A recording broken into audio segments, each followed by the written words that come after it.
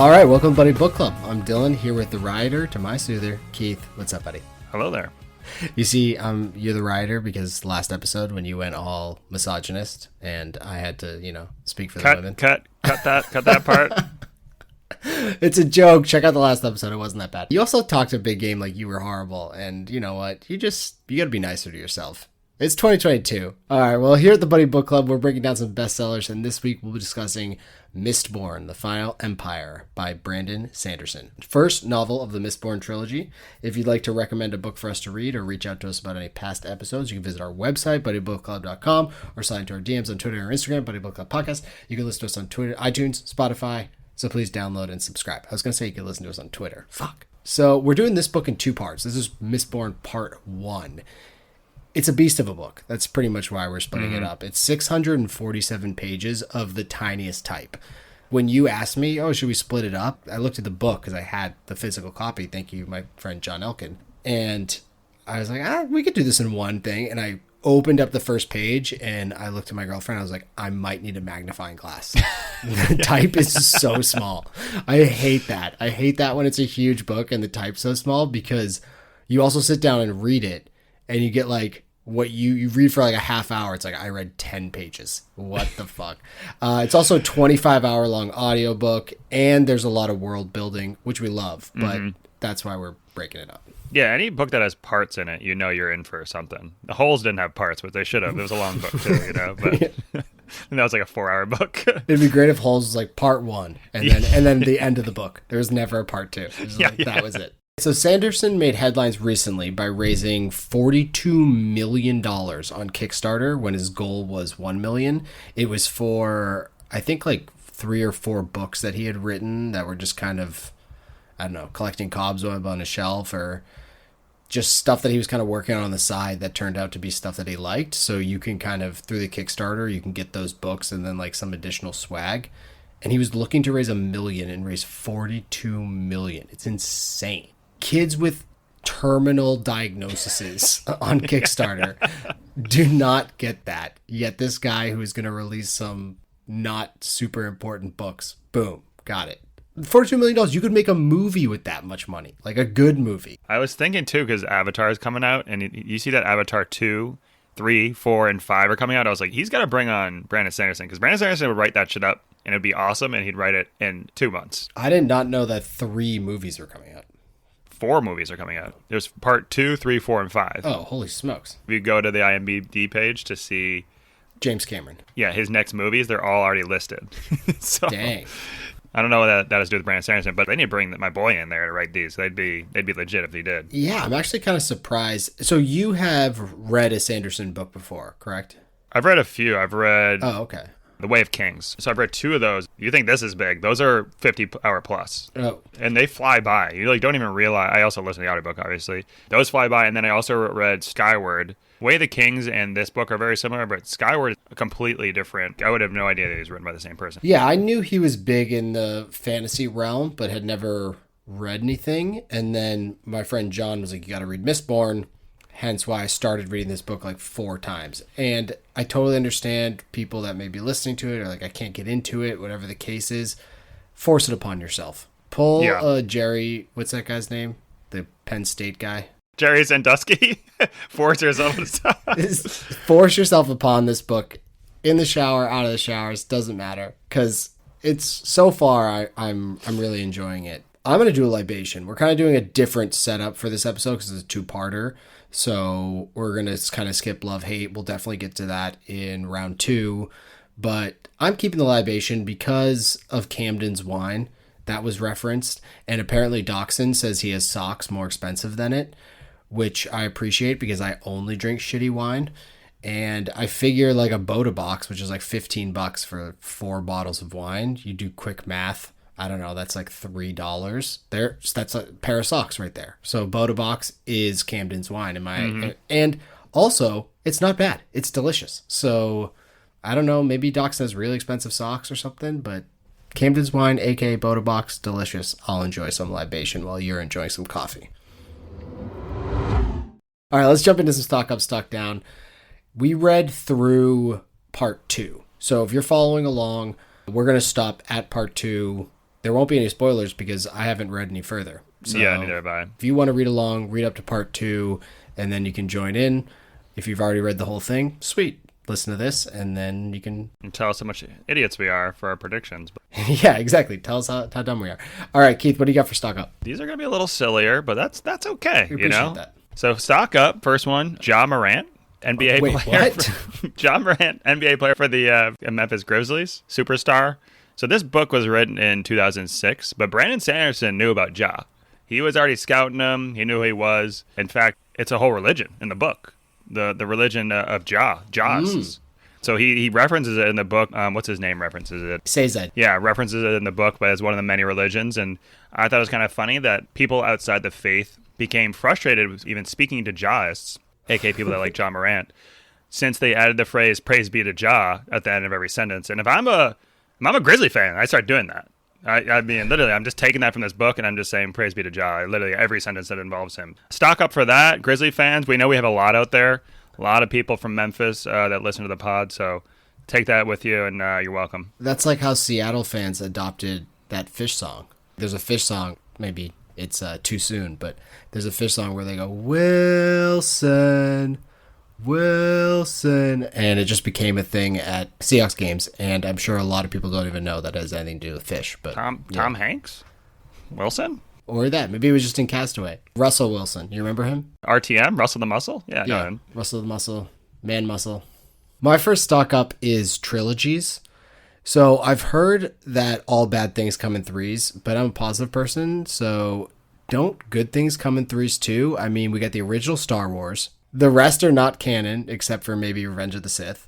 We got the Lord of the Rings. We got Austin Powers. We got Christopher Nolan's Batman series. We got God, Jesus, and the Holy Ghost. We got Twig and Berries. I mean, there's unending wonderful trilogies. And the Mistborn series is a trilogy. We're obviously only on the Final Empire. There's also Well of Ascension and Heroes of the Ages. So also, on top of that, probably more importantly, on top of trilogies, is that Brandon Sanderson didn't pull one of these things that a lot of the other fantasy novelists do, where they're like, this is a trilogy, but I'm going to write one. The second one's going to come out 5 years later. The third one is still in the works. The Final Empire, Well of Ascension, Heroes of the Ages all came out in 3 consecutive years, just like Lord of the Rings, the movies. 2006, 2007, 2008, boom, boom, boom. We're still waiting. I don't know if you've read Kingkiller Chronicles. Great first book, questionable second book, still waiting on the third book, but Patrick Rothfuss, who wrote that, pay attention, brother. Yeah, I read the first one. Yeah, because that was 2007, I think, and then 2011, and that's the last time. So maybe the second one, he just kind of said, nah, I don't really have the rest of the story, but I don't understand that. Like, wouldn't you have the rest of the story? Shouldn't the third book kind of write itself in a trilogy? I mean, there's so much world building and stuff that's going on that I think they like set the stage and they're like, oh, I'll figure out as it goes. I know a lot of writers are like, oh, it writes itself. Maybe he doesn't know. And he's just like, trying to find inspiration. Yeah. Or you're just trying to make it perfect because you spent, those books are super long too. I think they're like 1,000-page books themselves. And it's also like Kvoth was, I don't know how to pronounce his name, but the main character. Kavathi? Yeah. Was kind of always had his little guitar thing with him. So I felt like he was just one of those guys that was like, anyways, here's Wonderwall. You know? But we're not here to talk. No, we're not here to talk about that. So trilogies, I agree. Stock up. Yeah. I'm on board with that. Okay, cool. I'm glad. Because, you know, there are some bad trilogies out there. We got The Matrix, tough trilogy. Terminator, tough trilogy. Well, I thought Terminator 2 was supposed to be the best sequel ever, right? Terminator 2 is phenomenal. I don't know if it's the best. Is there a Terminator 3? There is. Rise of the Machine. Oh, okay. Is that with Arnold? It is, yeah. I don't think it wasn't very good. But either way, what else you got for stock up? Color-coded shirts. Stock up. Oh. So at one point, they're basically doing like a rally in order to get some SCAs kind of more invested into the revolution, if you will. And they have like what are they called? Feelers? Soothers, sorry. Yeah, Soothers. Sorry, I didn't review the Wikipedia page. So I was very nervous I was going to get spoilers. So I got a spoiler. I did it. I made the big did? mistake. Yeah, I got a spoiler. The Soothers are sending out different waitresses and waiters with color-coded shirts. All right, send out red, like get anger, or like send out this to get... Yeah, to signal the rest of the Soothers for what they should be pushing. Yeah. Which I loved. And that was kind of like what McDonald's does, I think, with their colors. But personally, I don't know if you use this method as well, but I once, maybe like 15 years ago, had someone compliment, say, "Hey, that blue shirt looks good with your eyes," and I have not purchased anything that's not blue for the last 15 years. Like that's literally, I remember one compliment. That's all I've gotten in my 15 years. And I've just only buy blue from then on. But I wish there was some more like, hey, you know what? You should wear that like red with this, this, and this. And I would start buying different colors. But for now, it's just blue. That's all we got. Yeah, when I moved into my new place, I took all my old clothes out of storage. They were in storage for a year, pretty much the entire time my girlfriend and I have been dating. So I wore a shirt that she had never seen before. And she was like, wow, you look great in that color. And I was like, well, shit. I guess I have to buy an entire new wardrobe. Yeah. You know, like an entire new lime green wardrobe. I don't Oh, that's the color? Oh, geez. No, I think it was. I forget. But yeah. Okay. But also, to your point, interesting. Do you know the most noticeable color to the human eye, according to science? I would say red, but I don't know. It's yellow. It's yellow. Really? Hence why taxi cabs are yellow. You know my color theory, right? No, I don't. Please. Everyone actually sees the same color. So everyone's favorite color is actually the same. It's just that your eyes show it as a different color. So like what I see as red what? might be your blue, but blue and red are like appeasing to both of us. No, that's you see what I'm saying? Absurd. That makes no sense. I think it makes perfect sense. Everyone actually sees the exact same colors. We just call them different things. But well, hold on. If there's a cardinal like in your yard and you're like, look at this beautiful cardinal, it's red. What you think is red is actually my green. So you're like cardinals are blue or green to you. No, the word red to me, but it's not as appeasing to me. But like your favorite color is what I would say is my favorite color. Oh, turquoise, right? Interesting. See, I see turquoise, you see your favorite color on that thing, and we both like that thing as the favorite thing. You've confused me, and I appreciate that because I think that was your goal. It's like the upside down map, kid. Yeah. It's not. It's all about perspective. Perception. Perspective, exactly. no perspective. Also, other color talk. Orange, the color, was named after the fruit and not the other way around. But I think you probably see red. So. Well, yeah, I actually like the color orange. Clemson, you know? Yeah. What you think is probably like... I think it's brown. Yeah, exactly. All right, my next stock up is cool-looking bad guys. So Tolkien had the Nazgul. J.K. Rowling had Dementors, which were literally the exact same thing as the Nazgul. She stole everything from Tolkien. Horrible woman. But wait, what? Dementors from Harry Potter. Yeah, but you're talking shit about our girl? All right. Yeah. Well, she also, like, talked shit about, like, trans people and stuff, you know. F her. What'd you just say? She's talking shit about trans people. Isn't it trans? Megatrons? Tomato. Potato. But Steel Inquisitors, an awesome bad guy. What a cool idea for just super powerful, obviously, but spooky ass guys that have nails driven through the back of their head so that spikes are coming out of their eyes. It's... What was on their ass that you said was spooky? Too much. It's something out of like Pan's Labyrinth or obviously Hellraiser, you know, brings like Hellraiser ideas up in your head. But if you're telling me that those things exist and I'm walking in the street and I see one of them, you don't need to necessarily tell me it's bad. Just say like, oh, there's something out there that you're not going to agree with. And you see that, it's like, yeah, I'm not down with them. So I just think Steel Inquisitors, the idea is pretty sweet, and I love a good-looking bad guy. Back to Terminator 2, you know, we got the Mercury guy, whatever his name was, the TI, whatever. But I love a good-looking bad guy. So Mistborns, watch out. I feel like I need the visuals for a movie here on this. I don't know how they haven't made it yet. Yeah, it'd be super cool. Tattoos. Like HBO. Figure it out. HBO should literally just sign Brandon Sanderson to like an infinity deal. Like, hey, we're taking all your shit. We're making every single thing a movie. Why are we making Game of Thrones without the source code or whatever the fuck it's called, like the prequels without any written material on it? Well, there's a ton of written material on it, but the prequel stuff has written material. Yeah, I mean, like 200 years beforehand. What's his name? George R. R. Martin did. He's one of those people like Tolkien who, anytime like there's someone's name, you know, he's already built the entire family tree. There's a story for all the people within the tree. Yeah, but it's like a broad brush story. That's what they had for the fucking last season. I mean, you saw how that went. Yeah, I don't necessarily think the show will be good, but there is source material for it. I mean, he did come out with an entire and very cool book. Like, it's almost like a coffee table book about the Targaryens, like in history. I can't remember what it's called. And that's kind of what that vibe is. So, but yeah, I'm not saying they won't fuck it up. And I'm also not saying they shouldn't just take another cool original fantasy idea and go with it. We're not going to do a cast the movie on this one, but there is some company that bought the rights to a ton of Sanderson's stuff. And supposedly they have a screenwriter for the Mistborn series, like the 3 of them, or potentially just the Final Empire. But I looked up the guy, and the things he had written was like Triple X, the sequel, with Vin Diesel. So high quality stuff. I like it. Really good stuff. I'm just not that necessarily excited about it. But I agree. This would be. I need the visual. Last one I had was Boxing Day. So are you familiar with Boxing Day? It's the day after Christmas. Isn't it something like that, or the day before New Year's, or is it the day after Christmas? Yeah, I think so. The British celebrate yeah, it's like Australians. A British-Canadian holiday. I don't know. I knew it as a Canadian holiday. But what is Boxing Day? It's when the kangaroos would kick people and shit. Yeah, exactly. No one knows.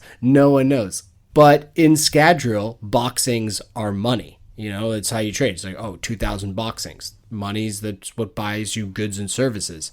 So it makes a lot more sense now, this whole Boxing Day thing. It's a day after Christmas. It's when you take your boxings, aka your money, and you go spend it on shit. Simple. I mean, you're making a lot of sense. Yeah, so now Boxing Day, which is previously the stock is 0 because no one outside of tea-drinking Canadians and British people know what it means. Now we all know what it means. You take your Christmas money and you go buy shit. Perfect. Boxing Day. There it is. Yeah, done. I looked it up real quick. It's originated as a holiday to give gifts to the poor. So. Oh, that's not it at all. No, change kangaroos? Yeah, I don't know. All right, let's jump into Stock Down. What'd you got for Stock Down? Stock Down, getting some much-needed shut-eye. Feel like there is. What? Well, I mean, I love it. I love my shut-eye. Feel like there's not a lot of sleeping going on in this book. So at night, like, Kelsier and Vin just cruise the night, and they're just doing their activities and never sleep. And then the other thing that they kind of talk about is that you can't go to sleep with any of the metals in your body. So basically, you have to flare everything as much as possible right before you go to sleep. Some of these metals take a while. If you want to go to sleep, you basically have to be like, all right, well, I got to fucking flare all these things. Most intense fucking craziness going for 15 minutes. And then they're like, okay, now go to sleep. It's like, wait, what? I just experienced another universe for 15 minutes and now you want me to like go sleep? Yeah, it's like giving someone a bunch of like ecstasy, acid, and cocaine and then being like, all right, go to bed. All right, good luck. Vin also gets knocked out. Isn't she technically going to die from that? Because she's just sleeping, right? She still has metals in her. No, because like they did say your body, if you're a good enough Mistborn or Misting, your body knows what to do. But they did say you die or you get poisoned if you sleep with metals in your body, right? You can die, but her body is able to do it, like to burn those without her knowledge. No way. Okay. I can't remember what that is. There's like 2 functions of the human body. Like digestion is one where like you don't have to focus on it, and then the other one's like walking. Yeah, taking shits. Yes. Having a BM. That's something you have to focus on, unless you're pooping in your sleep. But if you are, I'm sorry. So whatever it is, like she's able to do that. My first stock down is minding your own business. So stock way up for minding your own business. Anything's going on around me. Not my business. Well, I like to listen in and hear the scuttlebutt. Let's be fair, but go on. Disagree. Couldn't disagree more. Really? Yes, I'm out. If someone could be like, I'm gonna do a terrorist attack. Now what am I on? Now I gotta say something to somebody because now I'm in the know. Yeah, I'm glad you let that happen. 9/11 on D-Man. Yeah. George W. was talking to Dick Cheney, and I was like, nope, not for me. Oh, you're saying it's an inside job. Okay, interesting. Interesting. Oh, yeah, definitely. I saw that movie, Vice, by Adam McKay. No, but minding her own business, Vin cannot seem to mind her own business. She needs to get up into every single person's business. But what does that do? It gets her a date with a Steel Inquisitor, her guts hanging out like Giovanni Ribisi in Saving Private Ryan. Yeah. That's what happens. You don't mind your own business. Next thing you know, you're looking at your own insides. Not for me. I'm going to sit here. I'm going to mind my own business. I'm going to water my lawn. Simple. Very simple life. Way easier. Stock down, minding your own business. Well, you kind of convinced me there. That's not bad. Although, yeah, I don't think you have to necessarily act on things. I mean, you can listen to Scuttlebutt and not act on it, you know? No, because if someone tells you something's like gonna happen, you gotta act on it. That's the whole point. You would just be like, no, I'm good. Well, that's what you did for 9/11. We already went over that. Have you ever read the 9/11 Seinfeld script? No, there is one? Yeah, so some guy wrote it, like a huge Seinfeld fan, wrote a spec script for Seinfeld for like having a 9/11 episode. And I like this a lot. It is phenomenal. So you can get it online. Like you can go online and find the spec script. We used to do it because it's all the characters, so there's like 4 or 5 characters maybe. And we do it on like road trips. So if there's like 5 people in the car, including a driver, the 4 other people would do the show and basically like act it out for the driver. It's a great way to pass by like an hour. That's a very artsy thing to do, but I actually would love that. That's pretty sick. And the story's classic. It's like Kramer lends his box cutter to his friend that he met, Mo Atta. Jesus like Christ. Mohammed Atta. And then he's trying to get it back. They have like a 9/11 recovery thing for, people that lost property and whatnot. And he's like trying to get his box cutter back. It's so dark and so hilarious. And George is once again obviously having like the hero thing where like someone thinks he saved them on 9/11. And so he tells them like, oh yeah, I was that guy. It's phenomenal. It's phenomenal. I gotta read that check it now. out. Okay, what else do you have for Stock Down? Stock down, trains. So, Whoa, slow down. All right, stock's way down in America. Actually, we already been over this. I did say stock down trains earlier, but we're selling again. So to get between cities super quick, they have these like metal jump abouts, right? There's metal rods, yeah. That they can just shoot off of, basically. Yeah, using bending steel and iron. Whereas with trains, we kind of need a rail. We need a lot of real estate. So, on to my point, has no one ever thought of putting just huge fucking magnets in the ground where you can just bounce trains off of them in the air? That way we don't need rails. That way we can just fucking go between things with the magnets, right? It's interesting. Elon, wake up, buddy. Exist. Where are you? He's on Twitter. Wait, it does exist? It does exist. exist. Those need rails, though, right? Yeah, so they're actually like electromagnetic trains, so they don't Yeah. actually touch the rail. They just like hover over it. So it's based on electromagnetism, and the trains, because it's basically no friction. So the trains are able to run without friction, and friction is like the number one thing. Right, then put that up in the air like 50 feet so we don't have any to worry about it, So now you're talking about flying trains. I mean, what did I say? Well, yeah, but you couldn't do it that far apart, the electromagnetism. I mean, it's not Why there not, yet. kid? You could, maybe, yeah. When the cars came out, they were like, you can't drive 30 miles per hour. That's too fast. Come on, kid. Let's start thinking outside the box. Where's Elon? Can we get off Twitter, buddy? Can you figure this shit out? If you did that and someone walked through one of those ranges, it'd be like when Jar Jar walks through the electric field and his whole face goes numb. The Sith Lord Jar Jar? Yeah, exactly. Read it. Reddit deep hole. I remember hearing Neil deGrasse Tyson talk about it. They were like, so when are we going to come with flying cars? He's like, oh no, we're just going to change the dimensions or something. And he's like, yeah, we'll just build up and vertical and down underground. And I was like, what an idiot. What does he know? What? Yeah. I was like, but this is kind of like that. So I'm kind of on board now, back with him. My next stock down is having a plan. So as Mike Tyson says, everyone has a plan until they get hit in the mouth. Well, this plan is like getting hit by Goro from Mortal Kombat. It's just coming at you from all angles. Like, do you remember Goro? The guy with the 4 arms? Oh, yeah. Really tough to beat. Mistborn, The Final Empire. When you really boil down to it, it's a heist book, right? Mm-hmm. It's just like The Italian Job or Gone in 60 Seconds, but in some weird... Classic, I love that. I said Ocean's 11, but I like those better. Yeah. But in some like weird dystopian future, potentially. Future, past, you don't really know. It's like a galaxy far, far away. So the plan in this heist is to recruit an army of Ska. Pretty difficult. Create chaos in Luthendil. Take the palace. Kidnap the Lord Ruler, a potentially divine being. Break into his secret vault of Atium. No idea where that is in his castle. Get out of town, all while keeping Inquisitors off your back. Right? That's the general gist. This is the worst plan I've ever heard. If you're talking, what would you do differently? One of those. Just do one. You know, you're overextending here. There's too much. You're trying to recruit an army of Ska. They're peasant people, and they've been beaten down for years and years and years. It's not something that you can do while also keeping it secret. I know they have this like potential cave system where they're going to hold all the ska in, but just like logistics, like Napoleon feeding his army during his Russian campaign, the logistics itself are just too difficult. How do you feed all these ska when they're in these caves and not get that found out? They have to survive off something. We're talking about thousands and thousands of people. How does that even work? And so that's like Ham's job. And he's like, all right, cool. Yeah, I can do. He's William Wallace or something. He's just going to be able to bring up all of these rebels somehow. I don't think so. And then they're going to create the chaos. Sure. If that happens, they can create the chaos. Take the palace. Sounds super impossible.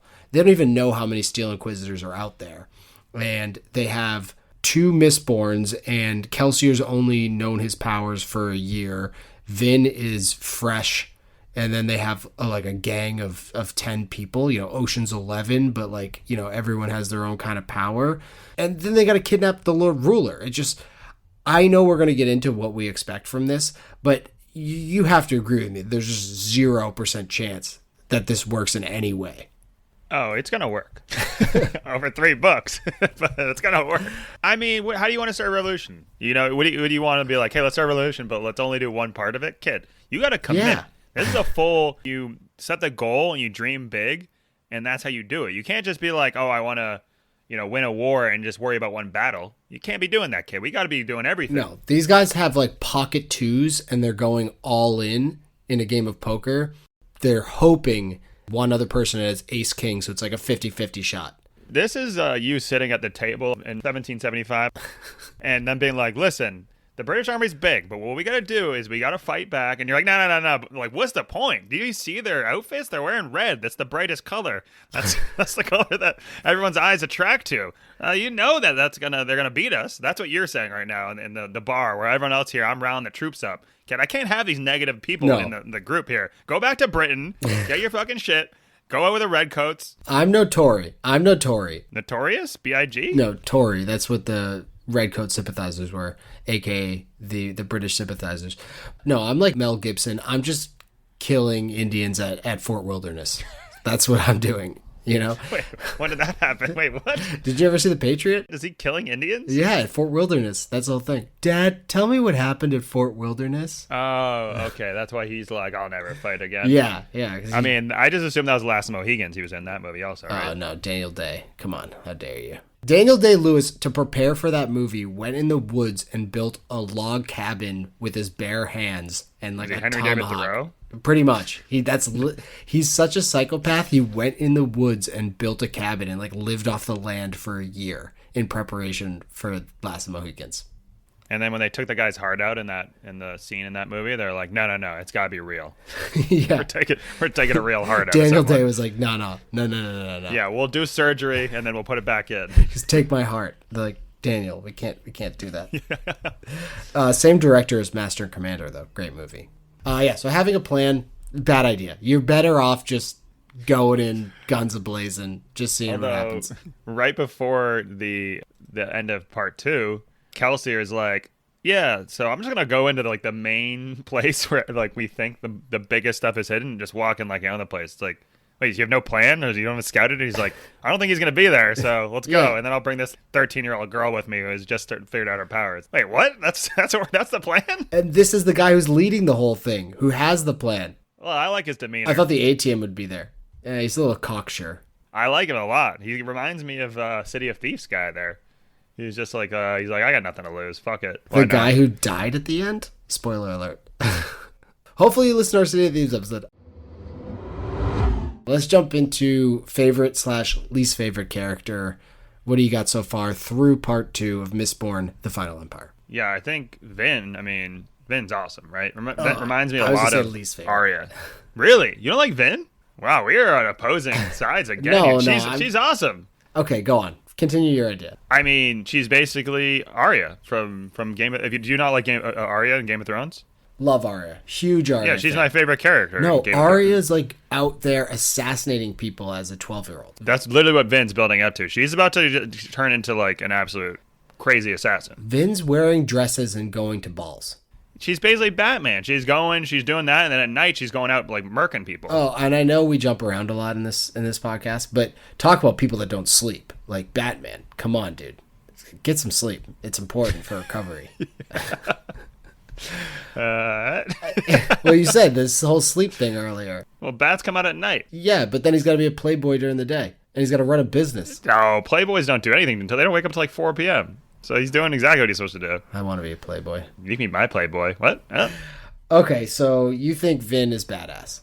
Yeah, number 2, you probably have him, but Sazed. I mean, Sazed's fucking awesome too. He was my number 2. I know Vin's had some trauma. I'm going to get back to Vin. I know she's had some trauma. So I understand that she doesn't trust anybody. And she sees like this idea of this cohort, this gang of friends. And she's torn by it because it seems like something that she wants to lower her guard and join. But at the same time, everything that she's learned in the past, especially from her brother, who seems like a horrible person, you know, who like terrible, taught her lessons by doing them to her. Is like, oh, I learned, my brother taught me to not trust anyone by betraying me. It's like, what? That's not how you teach lessons. Isn't that what like negative reinforcement is? And you're not supposed to do that. But she goes too far where it's like every single thing she can't like trust it. At some point you have to just say, okay, let my guard down a minute here. They're like a few months in advance now, and I feel like I think they're past that point now. I think she has like a quiet voice in the back of her head, but I think she's past it. But she wouldn't leave Kelsier alone. And then even with the ATM at the end, she's like, you were keeping this from me. He's like, I wasn't keeping it from you. It's too dangerous, like, for you to just start using ATM. It's too expensive. It's definitely too expensive. Yeah. Holy smokes. But my favorite character, we talked about Sazed, probably the best hang, you know? I mean, maybe not the best hang in terms of, like, drink a beer and chat with, but definitely, like, drink a beer and, like, talk about crazy religions and stuff. I mean, the guy knows everything. You know, he's an encyclopedia. And this is... I don't know if that's a cool hang for you, but okay, go on. I think so. It's like pre-phone. You can't look stuff up. He can just tell you about true. like ancient. He's like a history stuff. channel. Yeah, He's a personal history channel. I'm gonna go with Hammond, aka Ham. So he's a thug, which means he burns pewter to enhance his physical abilities, but he loves a good philosophical debate. You know, he's always asking the other guy. Well, I can't remember what the other guy's name is. The Soother. They sit there and they talk about interesting stuff. So I want Ham, I want Sazed and myself drinking some of Camden's wine, sitting around talking the philosophy of the Final Empire. Yeah. Sounds like... I mean, you don't want a revolution, because you definitely don't want that. No, I just want to You're talk. like, hey, guys, let's think about it. Let's not do any action. Yeah. Let's keep all these people enslaved. Let 9/11 happen. Yeah. It's all fine. Those who can't do, teach. That's what I want to be in, you know?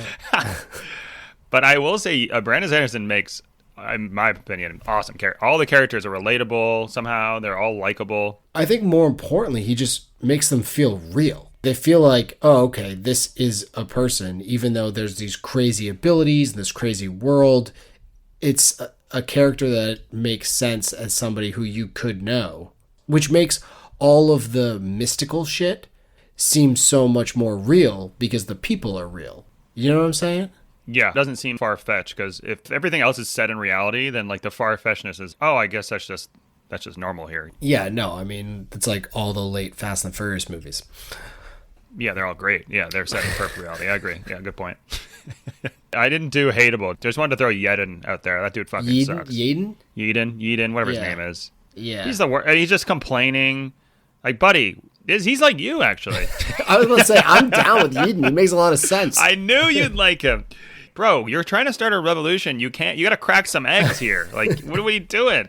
You trying to make an omelet, Yedin? You got to crack some eggs. Got to scramble them, put some cheese in there, a little milk maybe. I don't know. Why not? The only problem is they're cracking it without a pan. So, you know, Kelsier's just cracking eggs into the ground. Hey, if the ground's hot enough, why not?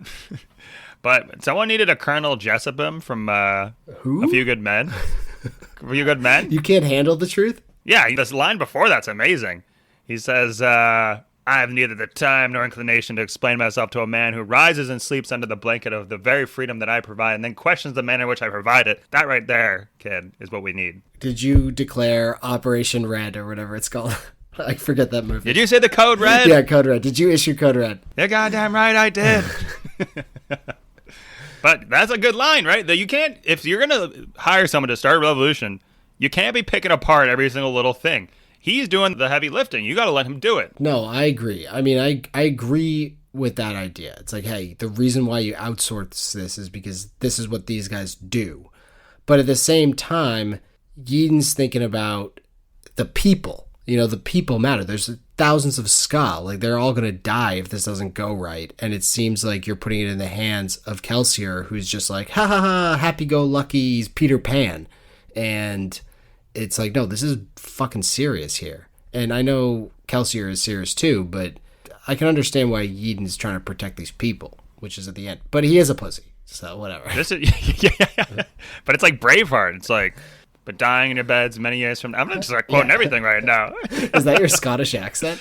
And yeah, beds. Dying in your beds many years from now. Would you be willing to take one day, just one day? So you're saying what you do in life echoes into eternity? Oh, yeah. What's that from? Gladiator. Wow, we're setting the record, I think, for all references. Yeah.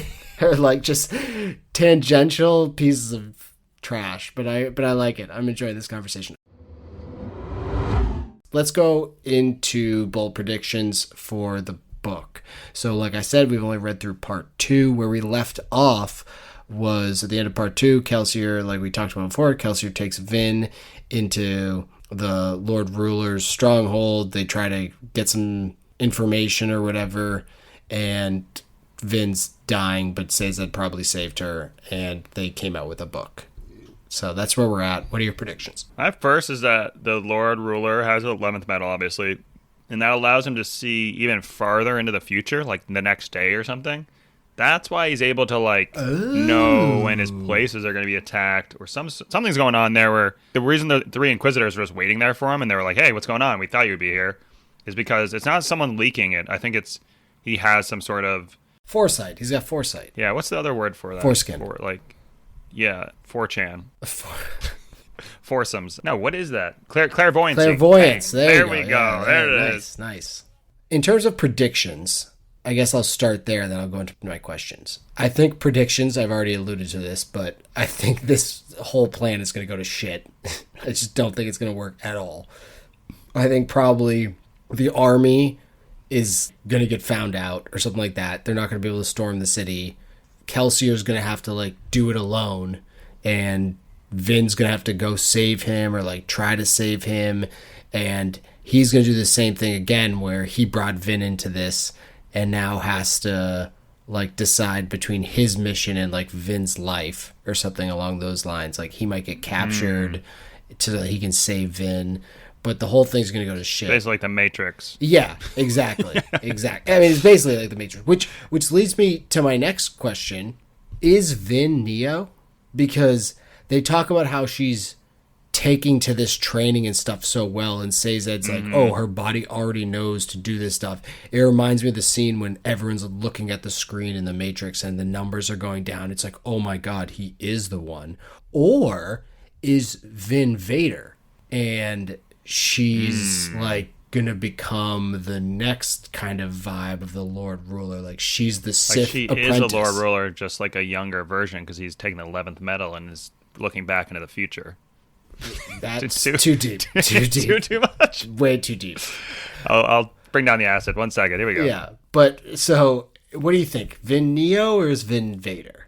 Ooh. Well, I think my next prediction ties into this. I think Vin's brother is Vader. Or like, because he's a Mistborn. Is he Mistborn or is he a Misting? Oh, I don't know. Well, he's something, I assume, right? Or do we know? We don't know. Well, he is the same dad as Vin. Yeah, but it's not like if you have a Misting parent, then you are a Misting. Okay. But I wouldn't be surprised. He left her. Like, he's still alive. It's not like he's not alive. He's going to come in some way, Okay. at some point.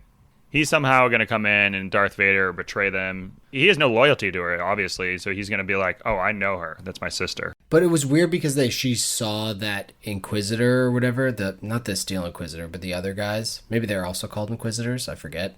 But she saw the guy at the ball and she's like, oh, that's my dad. Because originally I was like, oh, is her dad the Lord Ruler? Right. Does anyone know what Lord Ruler looks like? It could be, It's not out of the realm of possibility. Yeah, or maybe a metal is like he can shape change. Like, he's a shape changer. And also, we don't know what Kelsier's lineage is, because it seems like he hasn't talked about his own parentage. All good points. Yeah. So these are some things I'm thinking about. I also have an interesting idea. Well, it's actually not interesting at all. It's very basic and totally readable. But Vin, as Valet Renew, is going to get in with this Venture heir. You know, they've been like teasing this we've only had that first ball so far. And what's the Venture's name? I can't remember. Ellen Venture or something like that. He seems intellectual, and he's not down with the pomp and circumstance of high society. You know, he wants to read books.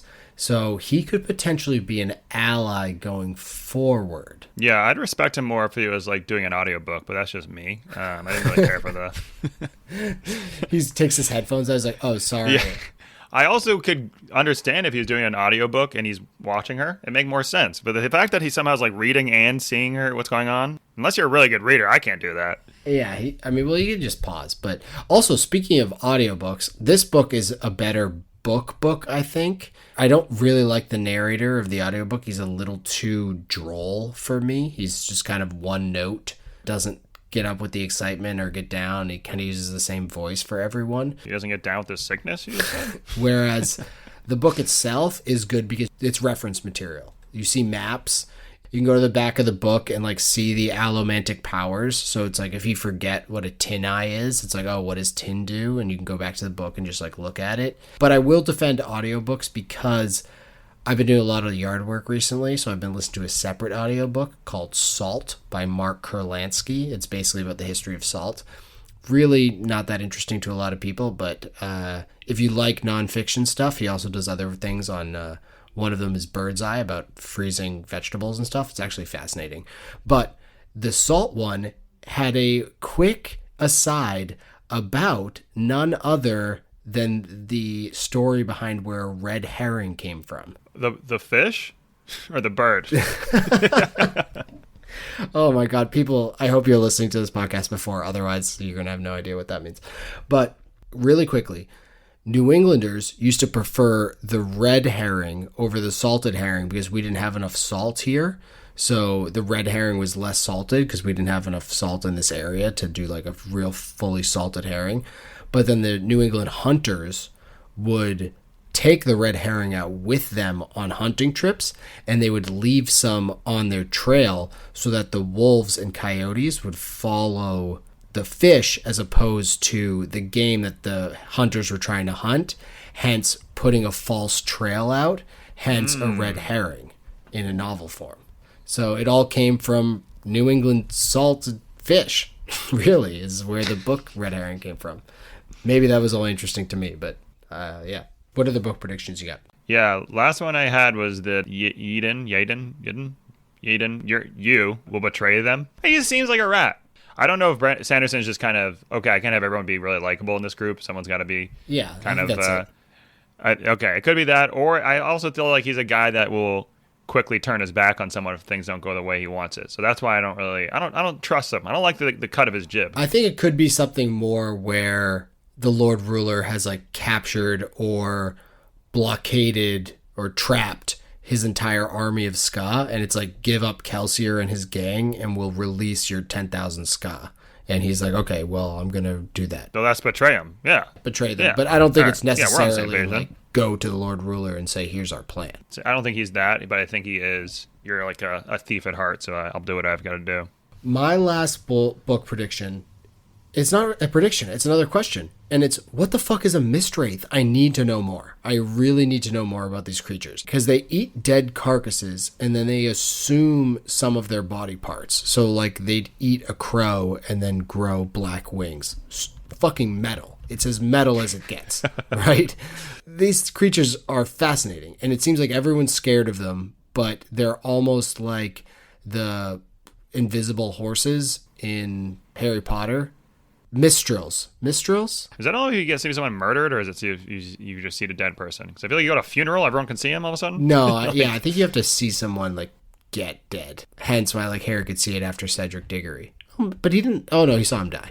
Didn't he see his parents die? No, I don't think so. No, because he saw them the first time after book 4. Oh, okay. Yeah. So, but these creatures are fascinating. Kelsey's like, oh, they're not into you. Like they're just cravens or whatever the things are that eat dead animals, but anything they eat they could become it. So it's wild. They're like assume part of it, so you could be lion, bear, Man, bear, pig. So fascinating. I want to know more about the Mistwraiths, why they came around, why the world's full of ash. Oh, quick question before we get into the next section. Before each chapter is like a quick journal entry, right? Yeah, so I don't really understand that, but he does that in other books, or that's like a very Dune thing. So, but go on. Yeah, it is Dune-ish.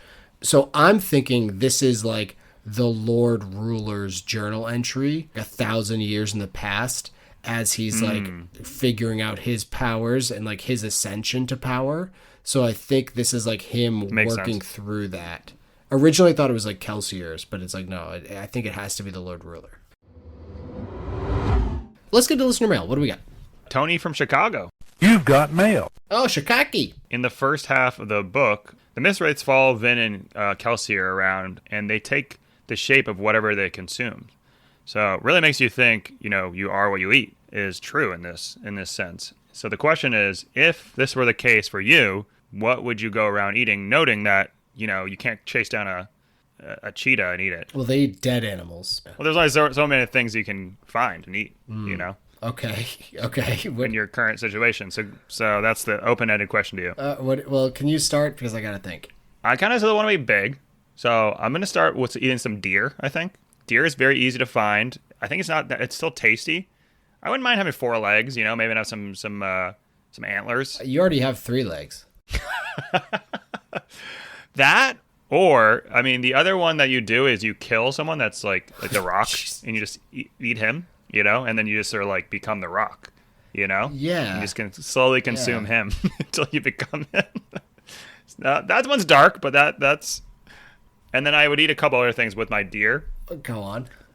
I'd probably eat some fish, because I kind of want to have some gills and maybe swim around, I'd like to be... Kevin Costner in Waterworld? Does he have gills in that? Yeah, he does. Oh, I was thinking, I'm just watching The Boys. I was thinking the guy from that, where he has gills. I haven't seen it. Oh, it's a good show.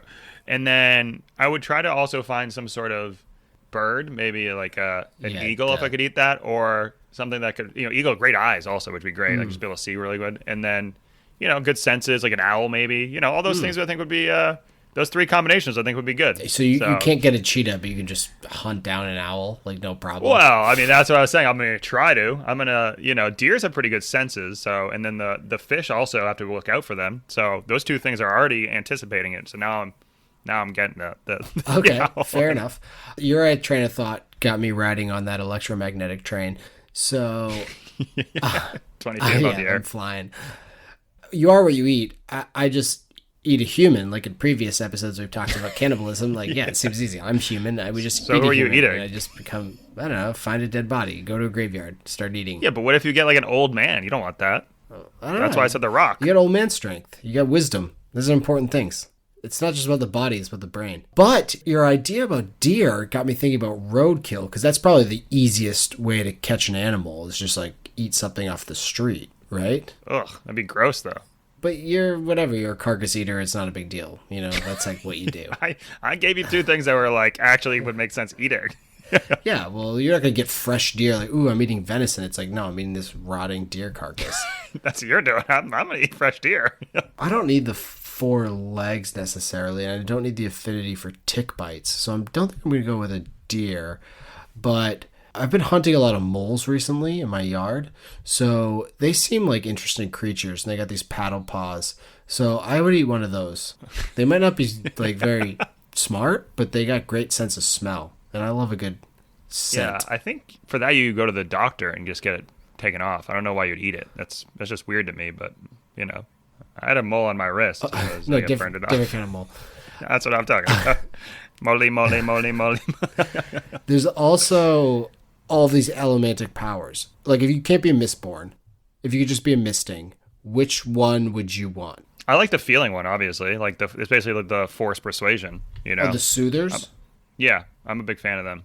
Oh, especially that guy. Like these are not the droids you're looking for. Yeah, exactly. And he's kind of the cock of the walk. That guy that walks in there and he's like, "You don't even know if I made you do that or not." And I'm like, "Damn." Breeze. Oh, that's a great name too. Yeah, Breeze. Okay, so you like the idea of soothing, like which is pretty much what you do on this podcast. You soothe our listeners. Yeah. Totally. I'm thinking tin. I'd want to burn tin. It allows you to enhance your senses. So like all 5 senses. So you can kind of like pick and choose, I think. So, hey, at night, you got to go to the bathroom and take a piss. I don't need to turn the light on. Because the worst thing you do is you turn that light on in the bathroom and then you turn it off. And it's like, I have no idea where I'm going. So instead, you just don't need to turn the light on. Also, you can enhance your taste. So when you're having supper, you just like enhance your ability to taste. And it's like, wow, like this even more delicious. You know, I'm tasting it even more. Yeah, that's a good point. Yeah, when you're eating that human meat and those moles and the dead carcasses. Yeah, and it's all 5 senses, which includes like your feel too. So you're playing sports or whatnot, you enhance that, and you have a better feel for the game. You know, that's huge. Yeah. So that's a good point. Yeah, I think the tin eye is pretty good. The only problem is that they use the example of like they're in a dark room and then someone turns the lights on. It's like it's like night vision goggles on. Yeah. So that would be tough, but I think if you're able to kind of work it out, it makes a lot of sense to me. I forgot to put this in the intro, but what I compared the book to was Ocean's 13 plus Senseless, the movie. Have you ever seen that movie? No. It's a Bradley Cooper movie? Marlon Wayans and David Spade. No, it's like a 1990s movie.